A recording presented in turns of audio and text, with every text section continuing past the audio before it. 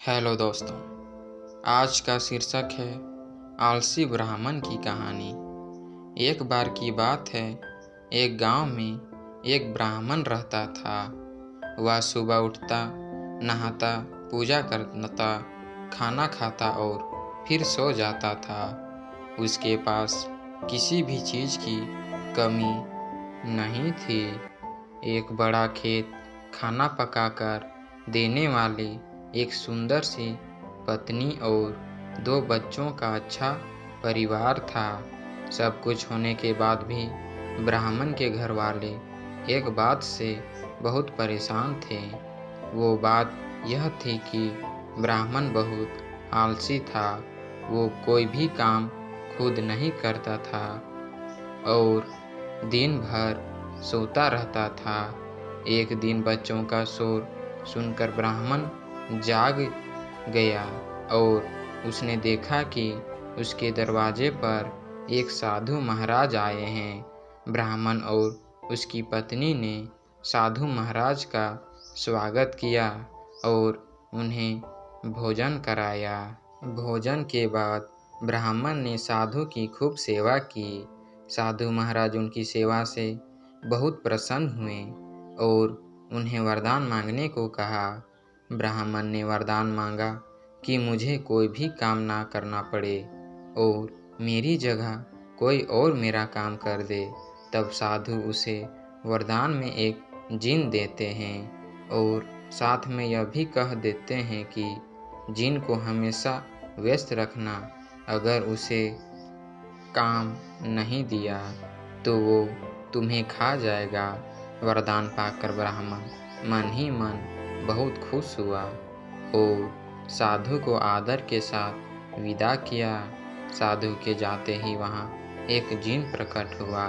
पहले तो ब्राह्मण उसे देखकर डर जाता है, लेकिन जैसे ही वो ब्राह्मण से काम मांगता है तब ब्राह्मण का डर दूर हो जाता है और वो उसे पहला काम खेत जोतने को देता है।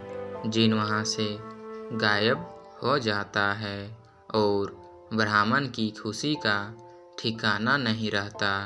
कुछ ही देर में जिन फिर आ जाता है और बोलता है कि खेत जोत दिया, दूसरा काम दीजिए।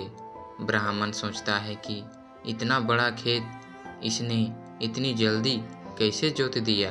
ब्राह्मण इतना सोच ही रहा था कि जिन बोलता है कि जल्दी मुझे काम बताओ, नहीं तो मैं आपको खा जाऊंगा। ब्राह्मण डर जाता है और बोलता है कि जाकर खेतों में सिंचाई करो।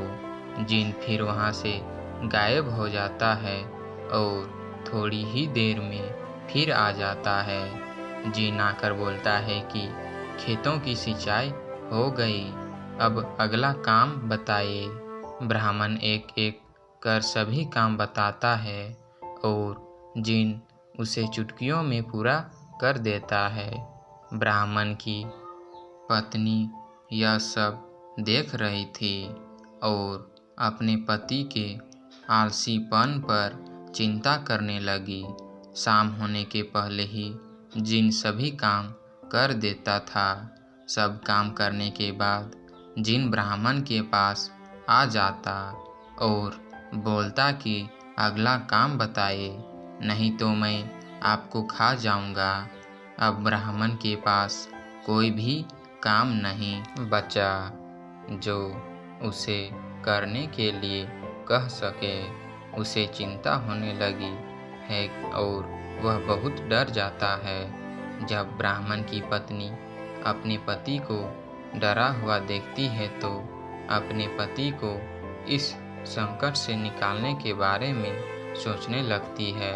वह ब्राह्मण से बोलती है कि स्वामी, अगर आप मुझे वचन देंगे कि आप कभी आलस नहीं करेंगे और अपने सभी काम खुद करेंगे तो मैं इस जिन को काम दे सकती हूँ। इस पर ब्राह्मण सोचता है कि पता नहीं यह क्या काम देगी। अपनी जान बचाने के लिए ब्राह्मण अपनी पत्नी को वचन दे देता है। इसके बाद ब्राह्मण की पत्नी जीन से बोलती है कि हमारे यहाँ एक कुत्ता है, तुम जाकर उसकी पूंछ पूरी सीधी कर दो। याद रखना, उसकी पूंछ एकदम सीधी होनी चाहिए। जीन बोलता है कि अभी यह काम कर देता हूँ। यह बोलकर वह वहाँ से चला जाता है। लाख कोशिश के बाद भी वह कुत्ते की पूंछ सीधी नहीं कर पाता और हार मान लेता है। हार कर जीन ब्राह्मण के यहाँ से चला जाता है। उस दिन के बाद से ब्राह्मण अपने आलस को छोड़कर सभी काम करने लगता है और उसका परिवार खुशी खुशी रहने लगता है। कहानी से सीख, हमें कभी आलस नहीं करना चाहिए। आलस करने से हम मुसीबत में फंस सकते हैं। इसलिए हमें आलस छोड़कर अपना काम खुद ही करना चाहिए।